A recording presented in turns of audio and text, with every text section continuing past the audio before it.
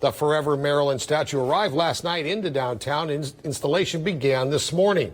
The statue shows actress Marilyn Monroe in character from the film A 7-Year Itch. And it's been 7 years since Marilyn's statue left Palm Springs, but she's made her way home. And that's where our Kitty Alvarado is tonight in downtown with the latest information on Marilyn's return. Kitty, good evening.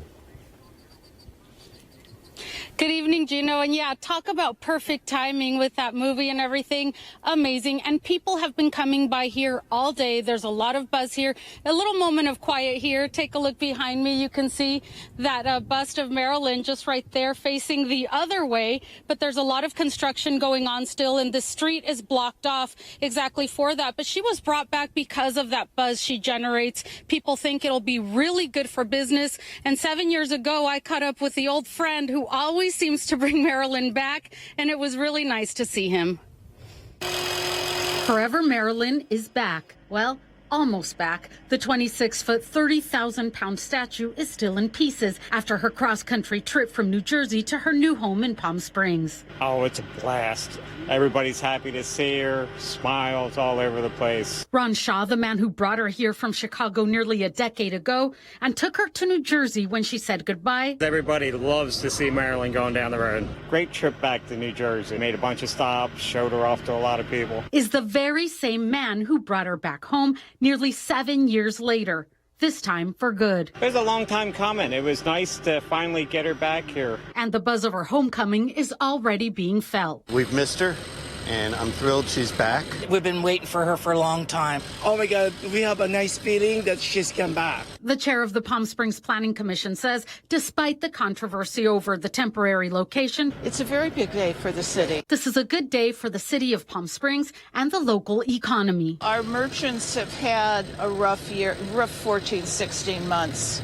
And part of the reason the city did the street closure temporarily was to help them come back, and then the city and the merchants will figure out where her final placement is. People who work in downtown Palm Springs say this is the big boost they've been waiting for. People come from all over the world actually knowing that Marilyn's going to be here. Yeah, and the last time she was here, it brought a lot of people in the city. We're happy. It's right across the street, so we should have a lot of people coming down to check it out, and we can't wait to see the people, and Marilyn's finally home. PS Resorts, the consortium of resorts who promote tourism in the valley, was behind her homecoming. We are delighted to have her back. The chairman says the iconic work of art helped the city come back from the recession on her first visit. Literally gave us millions and millions of dollars of free publicity globally. He's hopeful those who love the statue and committee to relocate Marilyn, the group that continues the lawsuit to move the statue away from the Palm Springs Art Museum, can put their differences aside. It's time for this community to be united rather than divided. And as you can see there, Marilyn looks better than ever.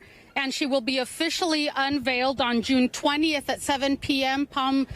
PS Resort says that they invite the entire Coachella Valley to come by and celebrate that big unveiling where they could have a big party and officially welcome her back. But not everyone loves Marilyn, as you'll find out very soon. Gino, back to you. All right, thank you, Kitty. And as Kitty mentioned, not everybody's thrilled with Marilyn's return, or at least where she's being placed, specifically right there on Museum Way. We spoke with activist and entrepreneur Trina Turk about the city's decision to put Marilyn right smack in the middle of the road.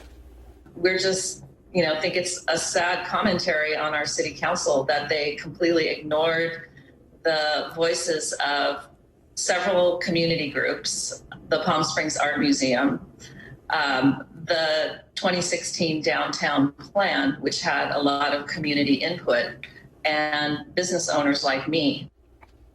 Coming up in just a few minutes, we'll have that complete interview with Trina Turk and our own Sarah Sanchez, as we have the latest on what the committee to relocate Marilyn plans to do and where the lawsuit stands today. That's coming up in a few minutes.